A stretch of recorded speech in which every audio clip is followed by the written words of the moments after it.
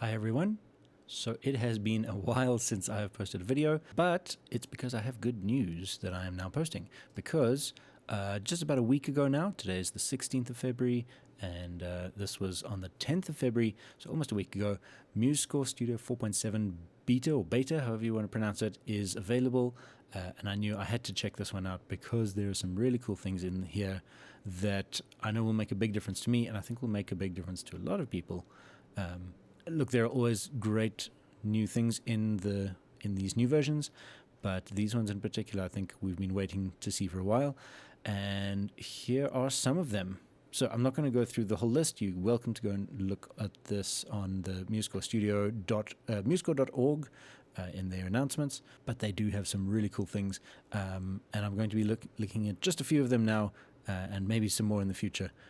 But our first one is that they have introduced ASIO support. So ASIO is a driver system made by Steinberg, I'm pretty sure, originally, and it's for using proper audio interfaces, and they have incredibly low latency. So if I go to Edit, Preferences, and I'm going to Audio and MIDI, and you can say my audio API is ASIO. Normally we've been using Wasapi, which is the Windows-based one, which is it's still pretty good, right? It's not bad, but the ASIO one is really cool. And now I can choose my Octacapture, which is my audio device. And they have also introduced the lower buffer size of 256, which means lower latency. It's a quicker round trip for the music, for the sound to go in, so you can reach you quicker. And so I had to just test that out, right? So we'll click OK, and let's go and just start at the beginning of my score.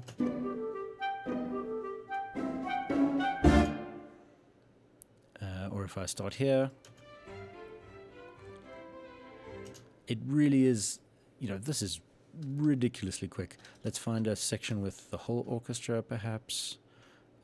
Where's a nice one here? So this is a full orchestra of Muse sounds. Like as soon as I press that spacebar, it is there. Perhaps you remember a time when MuseScore, when you started, it would sort of take a second to get going. It would also not play the first few notes that you had selected, whether it was, perhaps it was on that line. Let's have a throwback to that clip.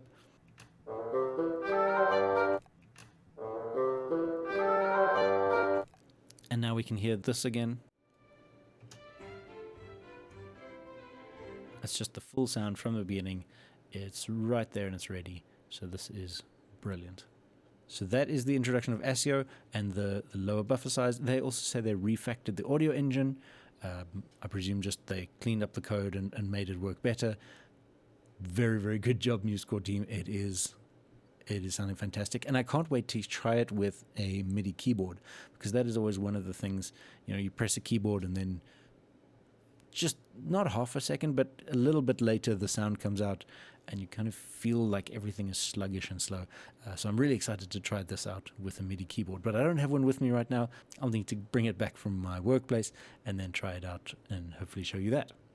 Another really cool thing for us people who enjoy playback and playing with the sound and the resulting output sound, there's actually two main things here. One of them is in the mixer, and so if we are choosing our sounds, we now have a search function. So let's say I'm looking at the horns, and I want to change that horn. We now have the search, which is so cool. I can just type in horn, and I get to see all the things that have horn in them. Obviously, that means I'm getting English horn as well, but these are all the options of horns that I have. So particularly if you are downloading extra libraries from, say, Spitfire Sounds or wherever you're getting them from, and using them in MuseScore, I think this will be a fantastic way to find the sounds that you're looking for and even be able to compare them quickly. If I can actually, does that stay open? No, it doesn't. Okay, that's fine. So you just type horn, and then you can know, okay, I've tried that one. No, I don't like that sound. And you can just go through them. So definitely loving that as a quick way to find the sounds that you're looking for instead of going through the multiple, okay, I want Muse and then Muse Brass and then horn and then wait, but why is the other horn down there? It's just, yeah, loving the search bar. Very, very nice. And the other one is not to do with the mixer as such, although I can imagine using it with the mixer. So I'm going to leave the mixer open. Let's go to this part here, and I'll go to my strings in the mixer. And let's say I'm playing over here, and I'll just start it here.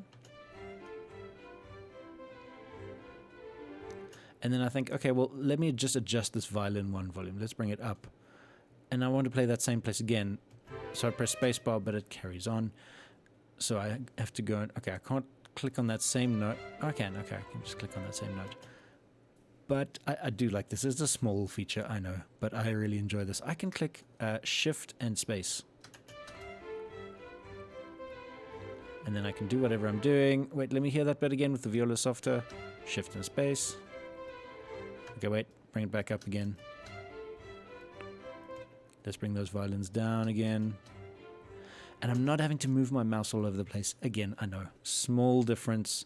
But I can see this just being one of those really cool things. I can listen to that same section over and over again without having to go back up to the score. I can stay in the mixer. So definitely when mixing is going to be a pretty important feature. So Shift and Space. So those are the ones that I have for now that I've noticed. Perhaps you've also been going through this 4.7 beta and you have some favorite features that you like. Feel free to let me know in the comments, and I look forward to seeing you in the next video. Bye for now.